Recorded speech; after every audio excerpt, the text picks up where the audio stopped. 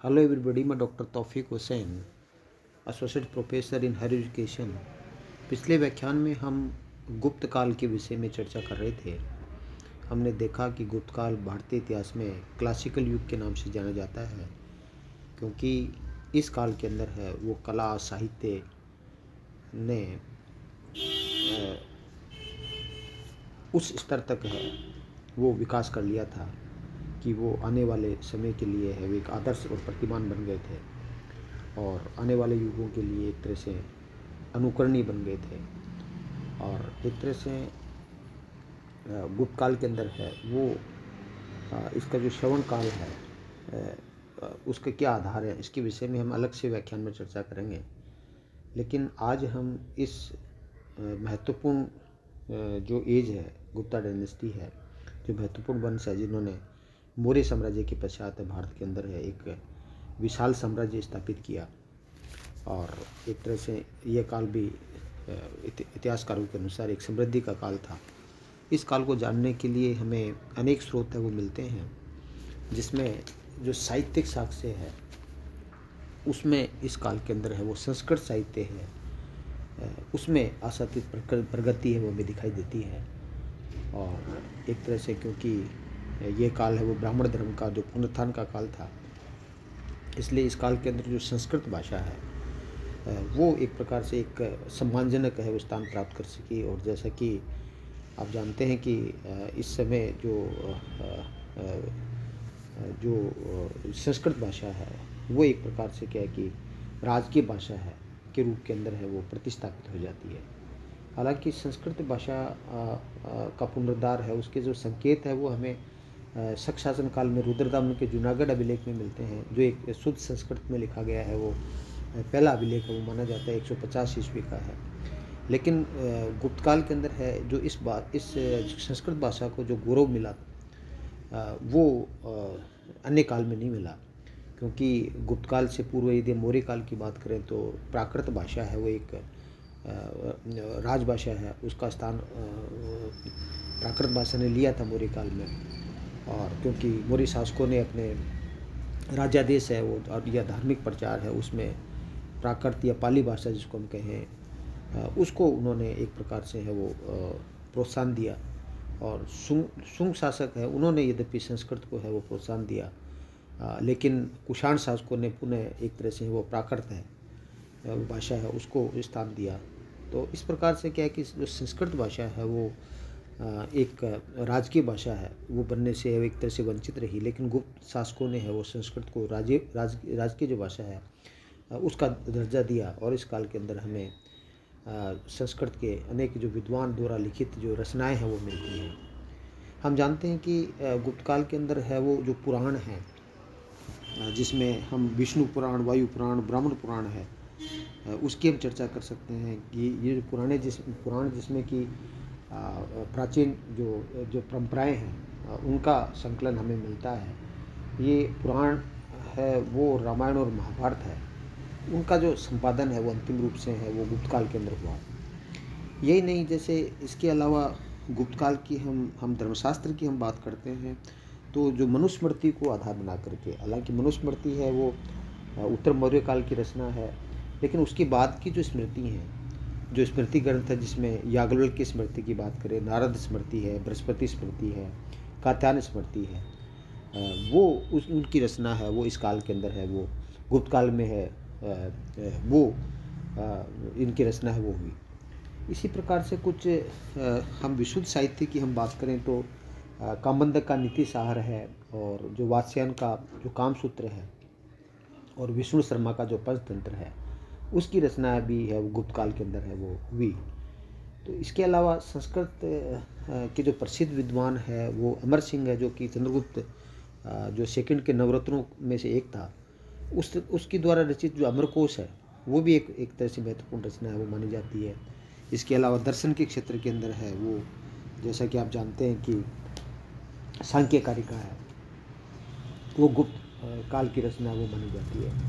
और जो एक तरह से हम कहें कि इस काल के अंदर जो विशुद्ध साहित्य लिखा गया उसमें कालिदास है उसका प्रमुख प्रमुख स्थान था। और जैसा आप जानते हैं कि चंद्रगुप्त विक्रमादित्य के नवरत्नों में से एक थे कालिदास, और उनकी जो रचनाएं हैं जिसमें जो जैसा कि आप जानते हैं कि कुमार संभव है, रघुवंश है, मेघदूत है, मालविकाग्निमित्र है, विक्रमवंशी है, अभिज्ञान शाकुंतलम आदि महाकाव्य, खंड काव्य और नाटकों की रचना है वो एक तरह से कालिदास ने की।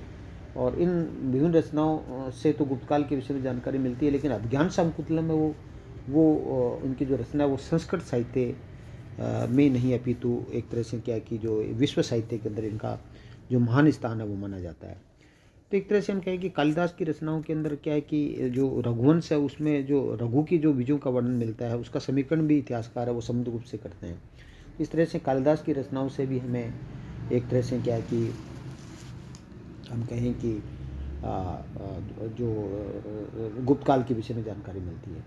और अभिज्ञान शाकुंतलम में आप जानते हैं कि इसमें महाभारत के कथानक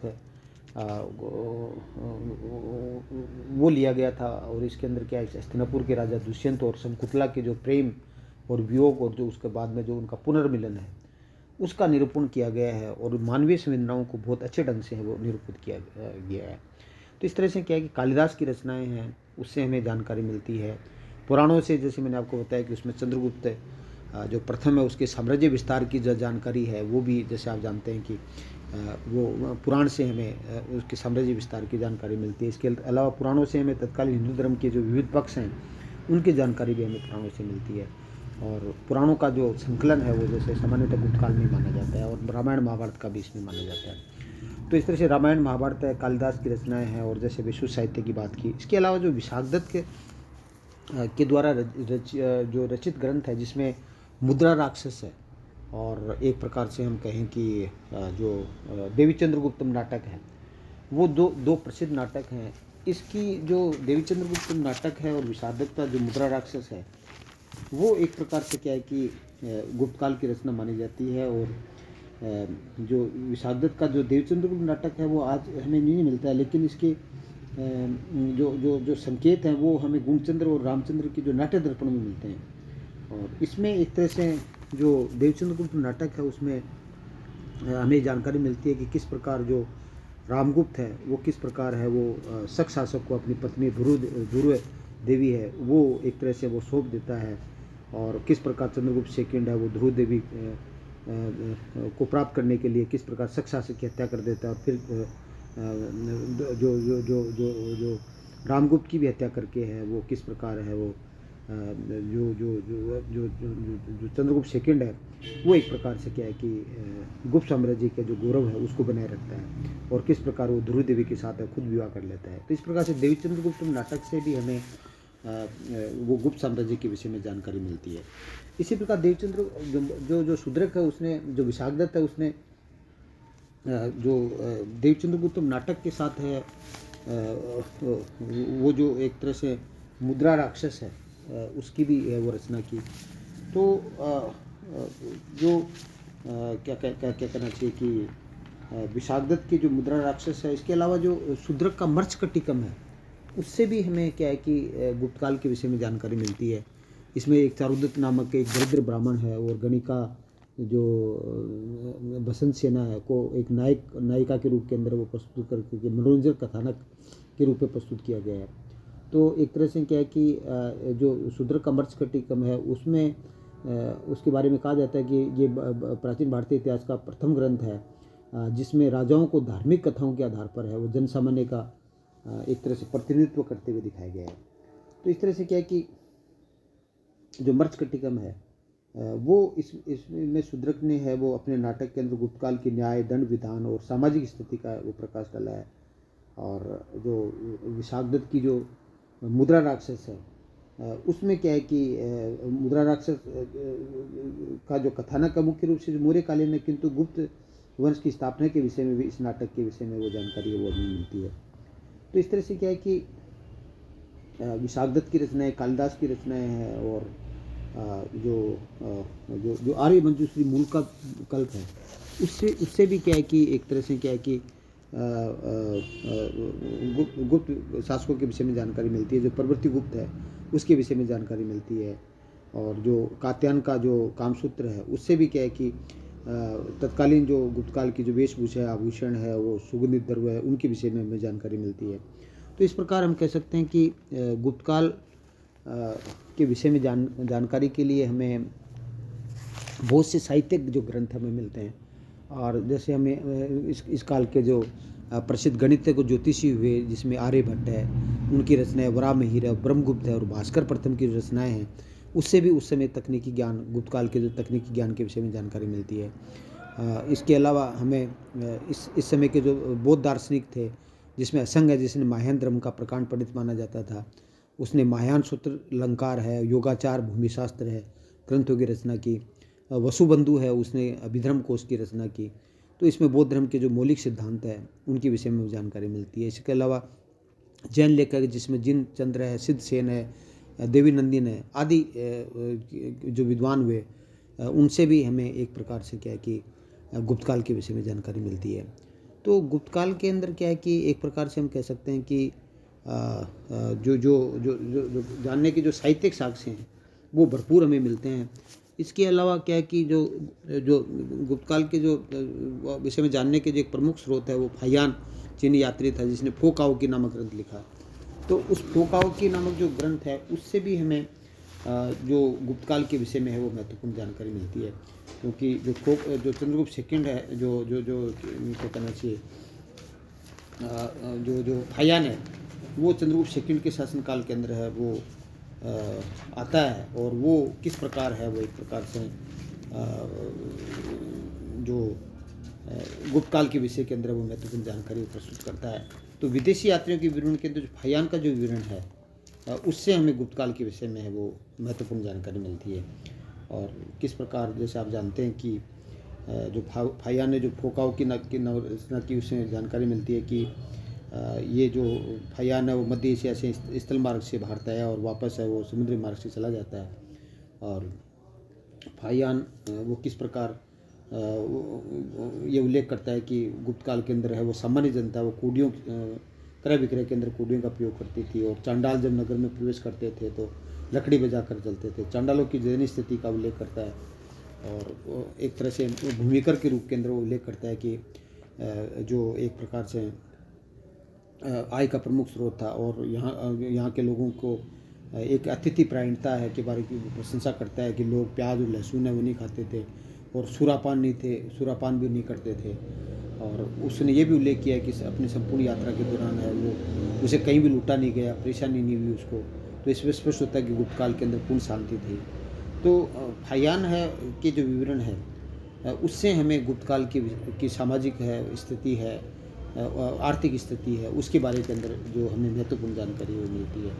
तो एक तरह से फाहियान एक तरह से बौद्ध ग्रंथों के अध्ययन और बौद्ध तीर्थ स्थलों के यात्रा के दर्शन के लिए आया था। लेकिन इससे इनके जो फोकाव की नामक ग्रंथ है उससे गुप्त काल सामाजिक और धार्मिक विषय की हमें अच्छी जानकारी वो मिलती है। तो इसके अलावा गुप्त काल के विषय में जानकारी के जो हमें जो अभिलेखिक साक्ष्य मिलते हैं, उसमें समुद्रगुप्त की जो प्रयाग प्रशस्ति है वो प्रमुख मानी जाती है। तो जो प्रयाग प्रशस्ति उसकी रचयिता, जैसे आप जानते हैं कि समुद्रगुप्त का सांदी विग्रह कुमार मात्य महादंडा एक हरिशण था, और ये समुद्रगुप्त का आश्रयदाता था। इसने समुद्रगुप्त की ये जो प्रयाग प्रशस्ति है उसमें अशोक के प्रयाग स्तंभ लेख पर उत्कीर्ण मिलती है। और इसमें एक तरह से जैसे आप जानते हैं कि इसमें एक जो समुद्रगुप्त की जो उपलब्धियाँ हैं उसके विषय में हमें जानकारी मिलती है। तो समुद्रगुप्त की प्रयाग प्रशस्ति है वो गुप्त काल के विषय में जानकारी का एक महत्वपूर्ण स्रोत है। इसके अलावा समुद्रगुप्त का जो एरन अभिलेख है उससे भी हमें क्या है कि गुप्त काल के विषय में जानकारी मिलती है। क्योंकि समुद्रगुप्त की रानी दत्त देवी का उल्लेख है वो समुद्रगुप्त की एरन अभिलेख में मिलता है। और इस अभिलेख के अंदर ये भी उल्लेख मिलता है कि समुद्रगुप्त ने अपने भोगनगर में यश की अभिवृद्धि के लिए इस स्तंभ की स्थापना की। इसके अलावा रामगुप्त का जो बेसनगर का जो अभिलेख है उससे भी है गुप्त काल के विषय में महत्वपूर्ण जानकारी मिलती है। चंद्रगुप्त सेकंड का जो उदयगिरी लेप है जो जिसकी रचना है वो चंद्रगुप्त सेकंड के सांदरबेग के सारवी सेन ने की थी। और वो एक पाटलिपुत्र का निवासी था और व्याकरण है, दर्शन और राजनीति शास्त्र का अच्छा ज्ञाता था। और उससे हमें एक प्रकार से है वो ये ज्ञात होता है कि वो अपने स्वामी के साथ विजय अभिलाषा से यहाँ आया था और भगवान शिव के प्रति भक्ति के कारण से उसने गुहा का निर्माण करवाया था। तो समुद्रगुप्त की जो शैव गुहा लेख है, जो उदयगिरि का शैव लेख है, वो एक महत्वपूर्ण अभिलेख माना जाता है। इसी प्रकार से स्कंदगुप्त का जूनागढ़ अभिलेख है, उसमें जो जैसे कि हमने विस्तार से चर्चा की थी कि स्कंदगुप्त के समय में जो सुदर्शन झील है वो दुर्दर्शन झील बन जाती है, और किस समय स्कंदगुप्त के समय में है वो जो जो जो सुदर्शन झील का वो पुनर्निर्माण कराया जाता है। इसी प्रकार स्कंदगुप्त का जो भीतरी स्तंभ लेख है उसमें स्कंदगुप्त के समय में जो पुष्यमित्र और हुणों के जो आक्रमण हुए और जो जो जो स्कंदगुप्त ने हुणों को पराजित किया उसका उल्लेख हमें मिलता है। और इसके अलावा इस स्कंदगुप्त के जो भीतरी स्तंभ लेख है उसमें गुप्त शासकों के अंदर श्रीगुप्त, घटोत्कच, चंद्रगुप्त प्रथम, समुद्रगुप्त है, चंद्रगुप्त सेकंड के बारे में उल्लेख मिलता है।